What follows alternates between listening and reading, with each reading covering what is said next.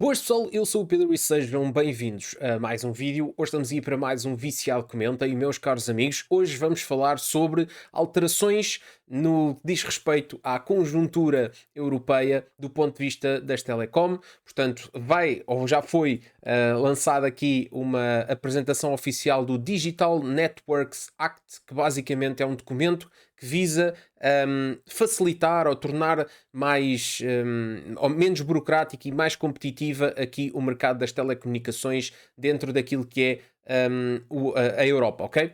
Portanto, basicamente, hoje é este o tópico que nós vamos falar.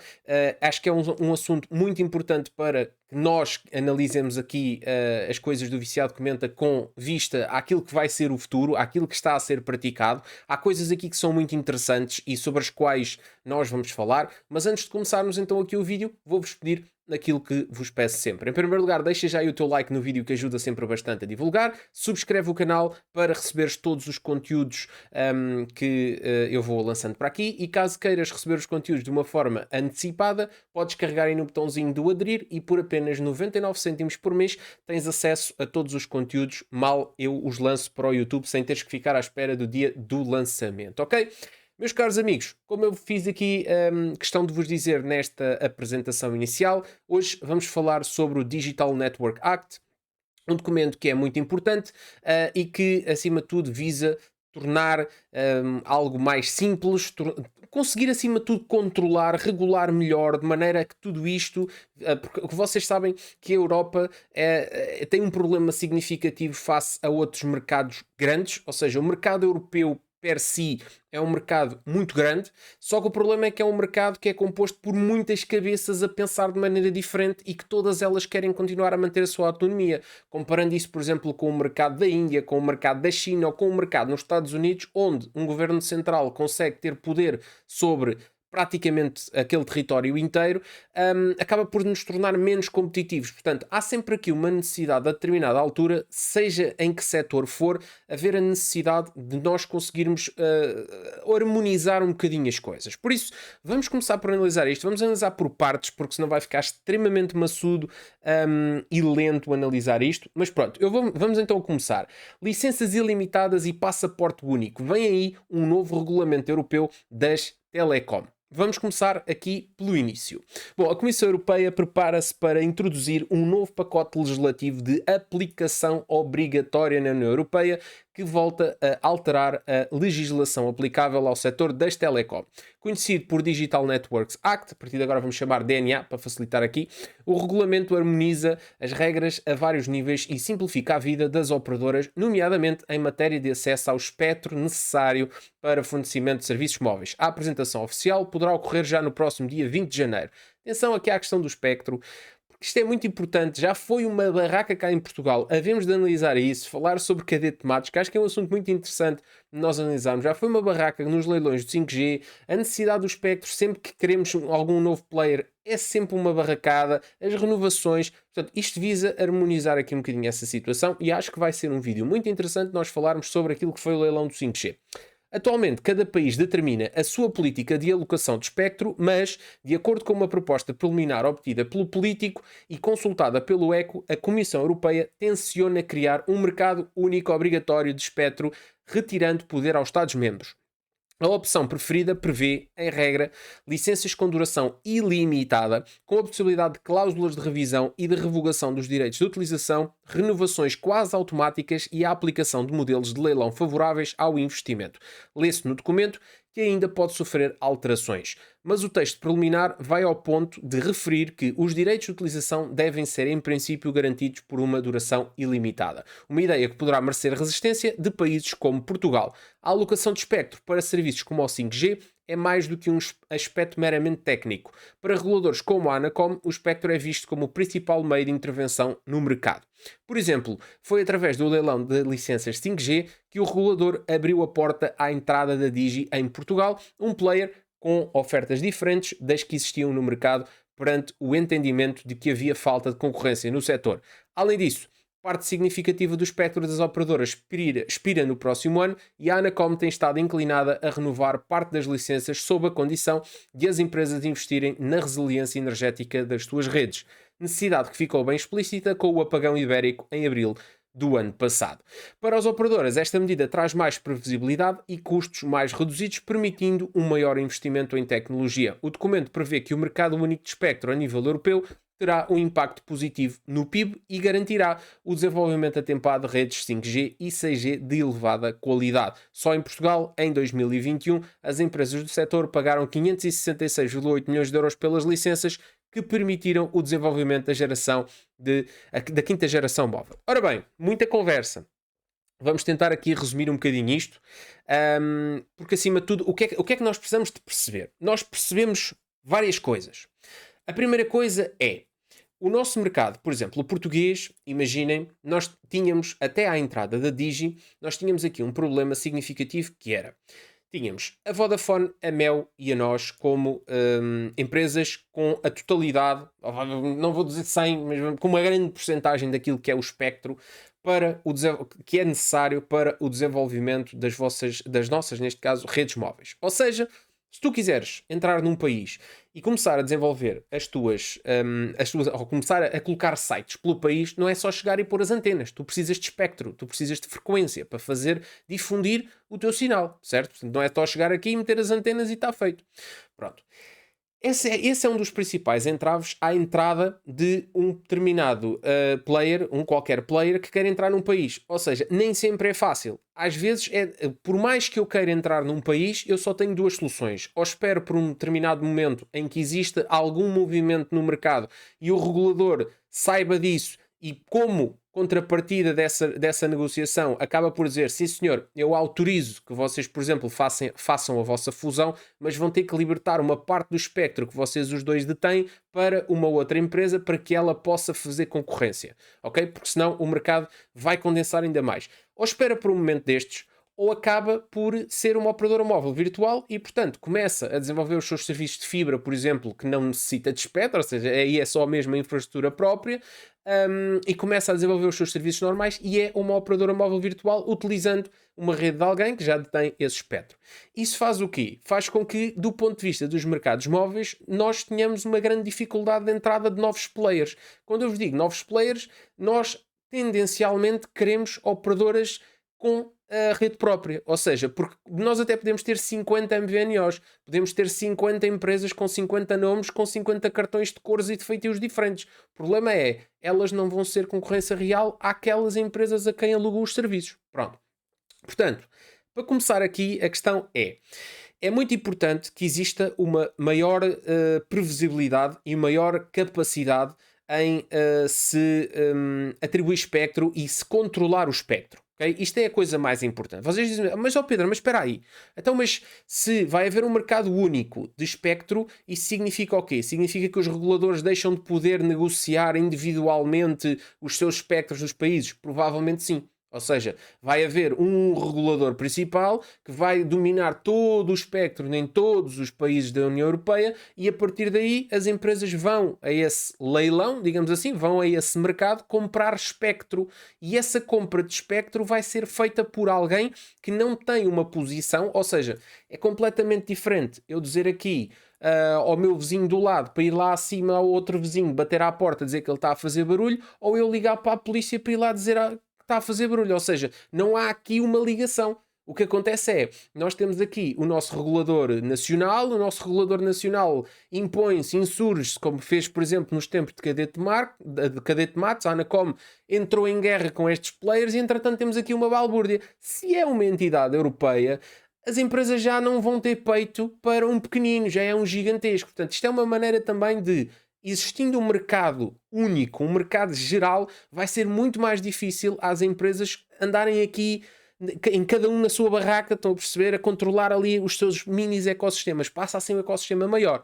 Portanto, isto é importante também nesse ponto de vista. Depois, há aqui uma coisa que é muito importante também neste ponto. Já vamos depois como é que isto pode ajudar, porque há aqui mais coisas para além desta questão do espectro. Portanto, pode ajudar a haver mais players. Ou seja, em primeiro lugar, se eu sou uma empresa nova e se eu quero espectro num determinado país, eu vou dirigir-me ao mercado único, ok?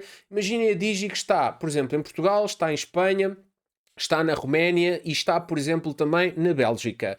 Se entretanto a Digi quiser, e está em Itália também, imaginem que a Digi entretanto quer entrar na Alemanha, quer entrar em França, quer entrar não sei onde, tem que ir, tem que ir a cada um dos reguladores, verificar o que é que existe de previsão de libertação de espectro, o que é que existe disponível, o que é que não existe, percebem? Entretanto vem o 6G, é preciso um novo leilão de espectro, e andamos sempre nisto, e é preciso uma negociação individual em cada país. Ou seja, eu sou uma empresa, eu quero ter, neste caso aqui, acesso a espectro, vou saber onde é que eu me vou dirigir, vai haver apenas um mercado único, e este mercado único vai permitir ser mais fácil esta compra. Pronto.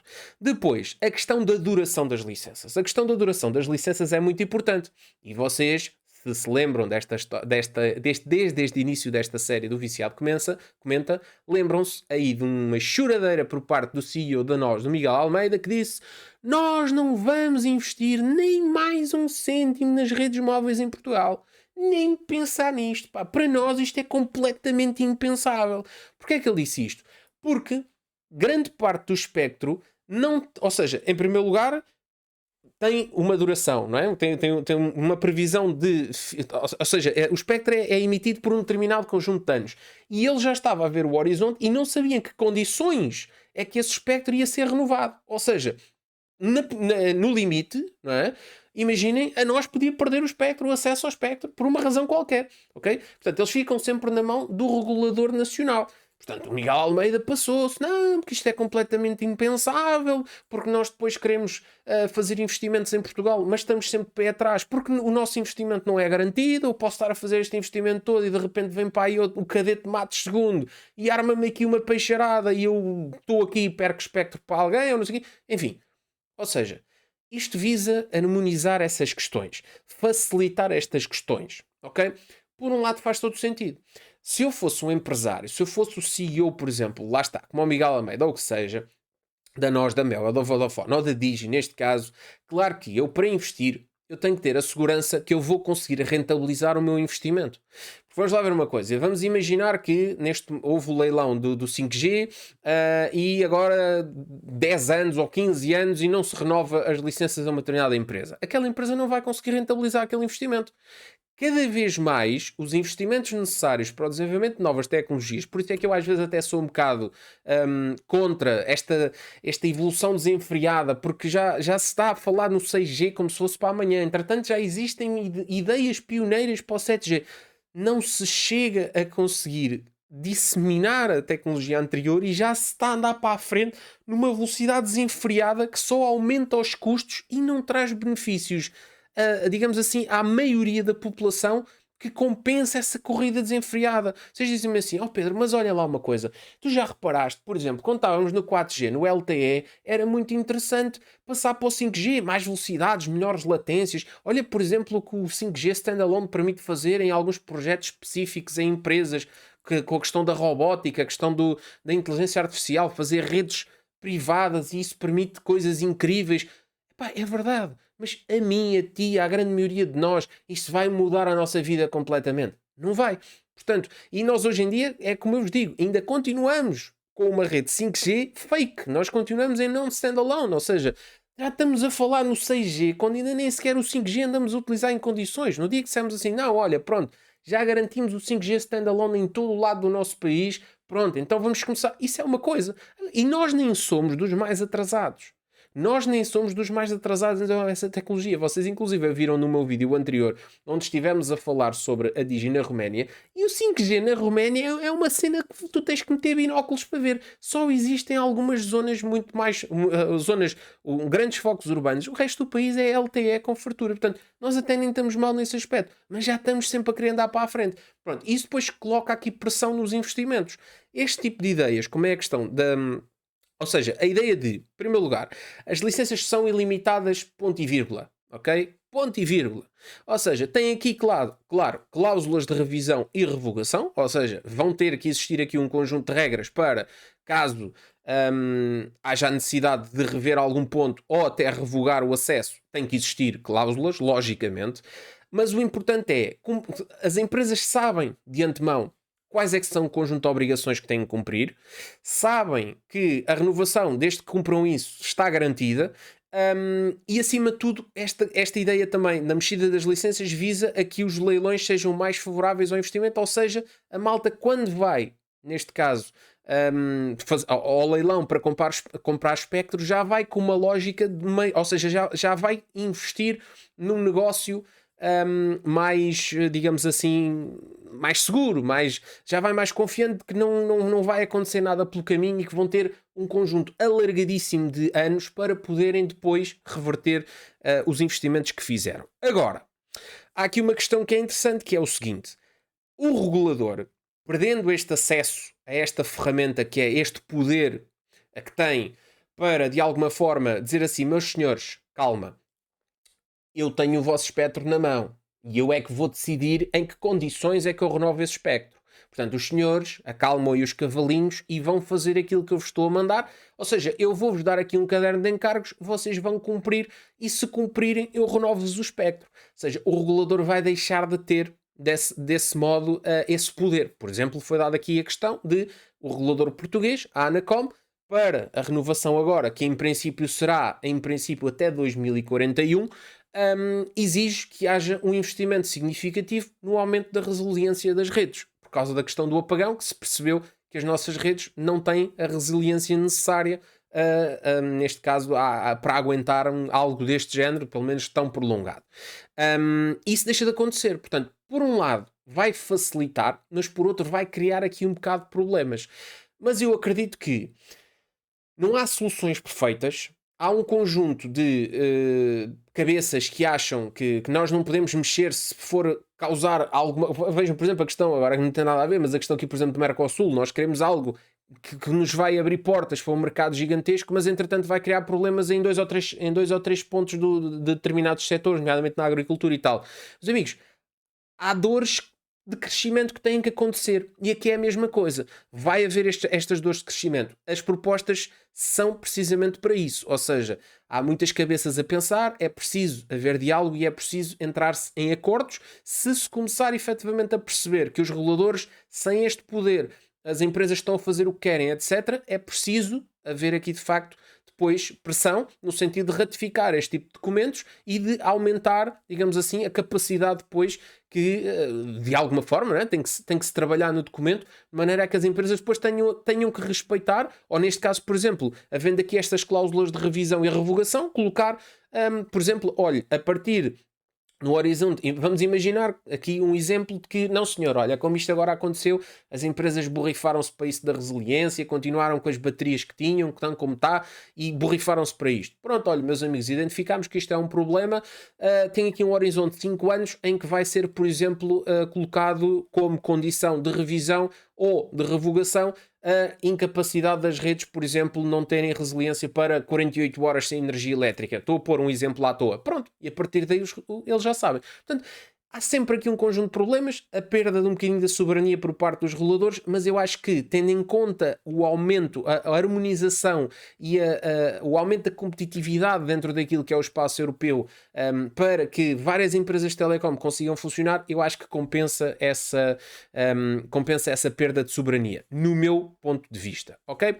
Muito bem, vamos avançar para o segundo ponto. O segundo ponto também é muito relevante, por isso é que eu vos disse que, para além desta questão de aceder ao espectro, é também esta questão nova, que é o do passaporte ao fim do cobre. Ou seja, a Comissão Europeia confirma, se a Comissão Europeia confirmar o texto preliminar, as empresas de telecomunicações passarão ainda a poder solicitar um passaporte que lhes permita operar em um ou vários Estados-membros, ao invés de terem de obter licenças individuais junto dos reguladores de cada país. O diploma preliminar reflete, assim, a preocupação de Bruxelas em remover barreiras no mercado depois de um período de vários anos marcado por uma avalanche regulatória. Ok? Ou seja, o que é que isto vai permitir? Vai permitir exatamente aquela coisa de eu, por exemplo, Digi, estou em 3 ou em 4 países. Eu quero estar em mais. Mas eu vou ter que estar a negociar individualmente com cada Estado-membro. Isto só atrasa, isto só cria burocracia, isto só causa problemas. Assim sendo, há um passaportezinho, eu quero estar em vários Estados-membros e a partir daqui eu fico autorizado, ou seja, fico autorizado para estes locais, em vez de estar... Ou seja, isto é exatamente igual àquilo que se fez com a livre circulação de mercadorias e de pessoas, que é... Eu antigamente eu precisava de passar cada uma das fronteiras, pedir autorização, digamos assim, para passar. E imagina, tinha que pedir autorização para passar para a Espanha, depois tinha que pedir autorização para passar para a França, e depois tinha que pedir autorização para passar para a Alemanha e por aí fora. Hoje em dia não preciso. Hoje em dia eu tenho o meu passaporte e o meu passaporte, se tendo em conta que está dentro do espaço Schengen, eu automaticamente passo para onde quiser porque já tenho a licença para circular dentro disto tudo. E isto facilitou o quê? Harmonizou em bastante a nossa capacidade de viajar e a nossa capacidade de transitar coisas, porque estes acordos são abrangentes. É trazer para as telecom exatamente a mesma questão. Portanto, isto é absolutamente importante. Outra coisa que também é muito importante é outro tópico que está aqui em baixo, que é, está também prevista a introdução de estatuto de empresa com poder significativo de mercado, possibilitando a regulação do mercado a montante. A lei permite, a lei preliminar recorre ao conceito de posição dominante e não estipula critérios novos para determinar que players se enquadram neste estatuto. Aqueles que se encaixem na definição legal, porém, ficam sujeitos a obrigações de transparência e não discriminação e podem ser forçados a adotar certas práticas de contabilidade ou controle de preços, por exemplo. Ou seja, onde é que está a mudança? A mudança está no seguinte.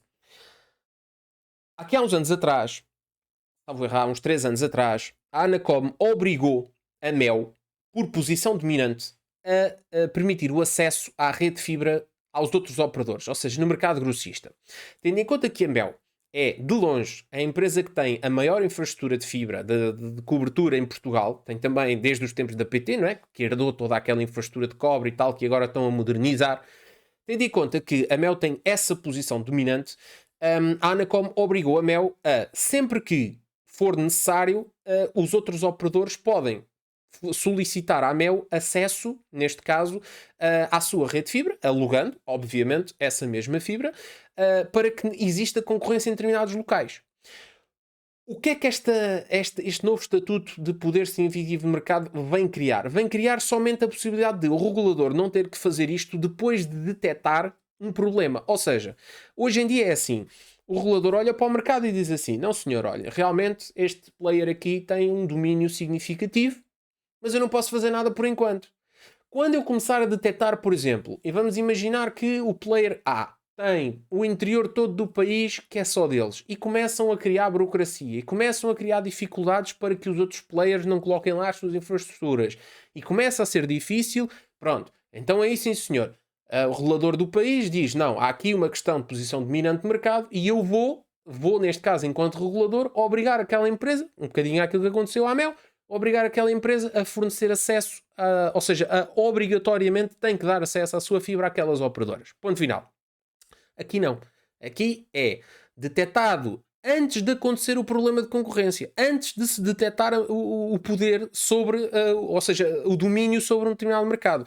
Quando se entender que uma determinada empresa, pela sua dimensão ou pela sua capacidade maior que as outras, ou pela inexistência de concorrência, se perceber que essa empresa vai estar em condições de o fazer, pode-se atuar automaticamente porque esta empresa foi identificada. E depois existem também aqui outras questões, nomeadamente as obrigações de transparência, tal e coisa. Pronto.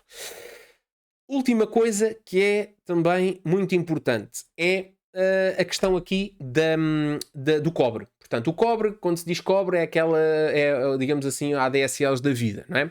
Portanto, o regulamento pretende ainda forçar uma transição tecnológica para a fibra na União Europeia até 31 de dezembro de 2035, ou seja, daqui a 9 anos, os países podem ficar obrigados a desligar as redes mais antigas de cobre quando se verificarem duas condições, pelo menos 95% de cobertura de fibra e disponibilidade de serviços de conectividade acessíveis, ok? Podem existir exceções. Pronto. Isto é importante porquê? Porque isto é o ponto que falta. Vamos lá ver uma coisa. Há realmente em Portugal um problema. Já falámos sobre ele várias vezes. Temos um problema que é o seguinte. O nosso país está dividido literalmente ao meio. Do meio para a esquerda, ou seja, no litoral, nós temos um mundo incrível, o mundo dos unicórnios, o mundo das web summits, o mundo deste mundo e do outro, de qualidade de vida incrível. Do meio para a direita, ou seja, para o interior, nós temos um abandono cada vez maior do nosso país, ok? Porquê? Porque as pessoas querem estar nas zonas das maiores cidades, as pessoas querem estar junto àquilo que é o litoral, o mar, sei lá, as pessoas não querem ir para o interior. Existem algumas pessoas que o querem fazer, existem algumas pessoas, efetivamente, os chamados nómadas digitais, que só querem viver dessa forma, ou seja, eu tenho um emprego que não me obriga a estar num determinado sítio físico. Sim, senhor, eu quero ir para o interior, eu quero viver a minha paz no interior, eu não quero estar a ouvir autocarros e barulhos e buzinadelas e ter 3 horas de trânsito para ir ao supermercado, ok? Mas eu tenho um problema. Eu preciso de internet, eu preciso de comunicações. As comunicações hoje em dia são absolutamente fundamentais. Mas, como todos sabemos, grande parte das zonas interiores do nosso país nem sequer tem cobertura de porra nenhuma. Há zonas onde não passa fibra. Apesar de que o nosso país tem, para além das principais empresas de operadoras de telecom, nós temos depois, por exemplo, como o caso da DS Telecom, temos a Fibra Global, temos a IP Telecom, ou seja, temos outras empresas que montam fibra em zonas mais remotas, zonas do interior, vamos dizer assim, e depois as operadoras alugam essa fibra a essas empresas para fornecerem lá os seus serviços. Mas nós sabemos que, aliás, nós até vemos isso no GeoAnacom, vocês podem ver vídeos anteriores, grande parte daquelas aldeolas e zonas ali que a gente andava a explorar no mapa têm serviços ADSL da Mel. E é só isso. E não há lá mais nada. Porquê? Porque é aquela infraestrutura que lá está desde os tempos da Maria Cachucha, que eles compraram o APT e é aquilo que há com velocidades ridículas, não é? Portanto, felizmente a Starlink, por exemplo, veio permitir a essas pessoas borrifarem-se para aquilo que são os operadores tradicionais do nosso país e, portanto, hoje em dia compras um Starlink, metes um Starlink lá no meio da aldeia e tens acesso a uma internet que permite trabalhar e ter acesso às tuas coisas. Pronto. É o que permite. Mas nós não queremos só viver de Starlinks, ok? Nós queremos que haja, de facto, essa capacidade. Portanto, o obrigar a desligar as redes de cobre, ou seja, o desligar aquelas infraestruturas antigas até 2035, é o empurrão que falta para que as operadoras tenham necessariamente que fazer o investimento, as operadoras ou estas outras empresas, tenham que fazer o investimento necessário para conseguirem chegar a essas zonas, sob pena de perderem muitos clientes porque simplesmente vão ter que desligar essas infraestruturas e ou substituem por fibra ou acabam por deixar de ter o serviço. Por exemplo, o que é que eu acho que isto vai levar a acontecer? É o que eu acho que já devia ter acontecido, mas nós temos pessoas muito teimosas, inclusive a Mel é extremamente teimosa, porque a Mel é aquele velho do Restelo que pensa na vida como sempre foi há 300 anos atrás e não se consegue modernizar, nem consegue andar para a frente, nem consegue viver em comunhão com ninguém. É o que me parece a mim.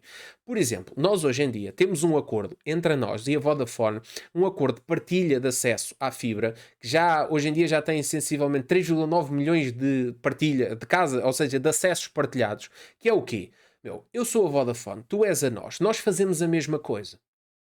Basicamente, nós precisamos de concorrer com o Amel, que é o Big Boy aqui de Portugal, certo? O que é que nós vamos fazer? Vamos nos juntar. Porque nós estamos a ser só atrasados mentais. Se eu vou andar a pôr a minha fibra do lado esquerdo da rua, tu vais andar a pôr a tua fibra do lado direito da rua, vamos nos juntar. Vamos os dois colocar a rede na rua e partilhamos esse acesso entre nós. Dividimos os custos de infraestrutura e conseguimos chegar os dois ao mesmo sítio. E ao mesmo tempo, vamos conseguir, em vez de estarmos as duas equipas a montar a fibra ao mesmo tempo na mesma zona, vamos ter as nossas equipas divididas e vamos multiplicar os esforços. Foi isto que aconteceu. Portanto, eu acho que a Mel só tem a ganhar se entrar num acordo deste género, e inclusive a Digi também, que é, nós já estamos aborrecidos de ver estendais montados nas nossas ruas. Nós cada vez mais vemos cabos por tudo quanto é lado, pontos de acesso na rua, é tudo por mais...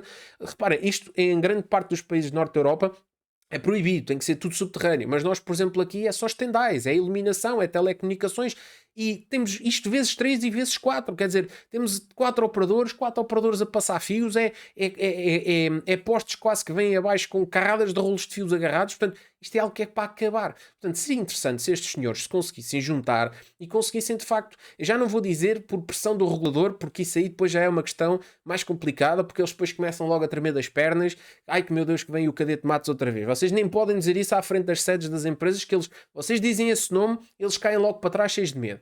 Enfim, eles adoram agora a Sandra Maximiano e as outras, e outra qualquer pessoa que venha, que não venha com a espada apontada contra eles, porque eles derretem-se logo todos de medo. Mas pronto, enfim, avançando. Portanto, eu acho que este tipo de questões pode de facto até levar a isto, que é o cobre vai ser desligado, vamos lá arranjar aqui uma solução, até porque é caro, não é? Estar a fibrar aqui o interior, como diz a dona Ana Figueiredo, estamos aqui a fibrar o interior todo de lesa de norte a sul, vamos nos juntar aqui os 3 ou os 4, preferencialmente, e vamos conseguir arranjar aqui uma maneira de tornar isto mais barato e aí sim realmente nós dizermos, pá, estamos na era digital, estamos com o país, pá, eu quero mudar-me para a aldeia no Trás do Sol Posto, tenho fibra lá nessa aldeia, ok? Há zonas, por exemplo, eu dou-vos um exemplo, tenho um amigo meu ali da zona de Peniche, não tem acesso. Não tem acesso a fibra, passa a fibra de não sei de quê, coaxial da treta. Percebem? Não estamos no interior remoto, estamos a falar de uma zona até do litoral. Mas, como não tem quantidade de gente, caga-se no assunto. Pá, e isto não funciona assim, porque hoje em dia, isso era a mesma coisa de eu dizer assim: bom, aquela aldeia ali não vai ter água. E não vai ter água porquê? Porque estar a levar água até lá custa dinheiro e só lá moram 3 pessoas. Epá, não vale a pena. Mas enquanto tu não meteres lá água, não vai lá morar mais do que 3 pessoas. Percebem? É preciso haver. Hoje em dia, as infraestruturas de telecom são tão importantes como a água, a luz e o gás. São coisas indissociáveis. Para uma casa viver tranquilamente, precisa água, luz, gás e internet. Ok? É fundamental. Os serviços de telecomunicações são fundamentais em 2026. Portanto, vamos ver se de facto este Digital Network Act, peço desculpa, vai ter aqui vai ter uma boa repercussão. Eu espero que sim. Já começaram a sair aí algumas opiniões por parte das operadoras. Neste caso, a Mel não gostou muito, a nós ficou deliradíssima com a questão das licenças ilimitadas e a Vodafone também gostou dessa questão das licenças. A Mel e a Vodafone dizem que não vai suficientemente, não é suficientemente ambicioso e mas enfim, vamos deixar isso para um outro vídeo, vamos deixá-los amadurecer a ideia e depois, se calhar, até na conferência da APDC deste ano, vamos ter novidades sobre a opinião deles, porque acho que agora ainda é tudo muito fresco. Mas se eu considerar importante, eu trago-vos depois um vídeo a falarmos precisamente sobre a opinião de cada uma delas, ok? Vemo-nos então no próximo Viciado Comenta.